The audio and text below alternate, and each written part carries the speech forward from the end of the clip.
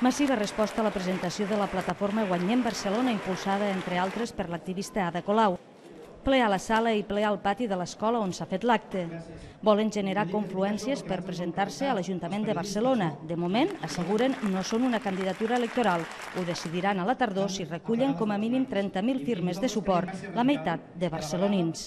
No reduir això a l'Ada Colau o a la confluència de partits, perquè Guanyem vol ser molt més que això. No volem guanyar l'Ajuntament de Barcelona per ocupar els càrrecs d'uns altres, sinó que volem ocupar les institucions per obrir-les, per transformar-les, per ficar-les realment al servei de la ciutadania. A la presentació, per conèixer de primera mà el projecte i mesurar-ne la força, possibles socis o competidors, representants d'Iniciativa Esquerra Unida, l'ESCUP i un dels eurodiputats de Podem.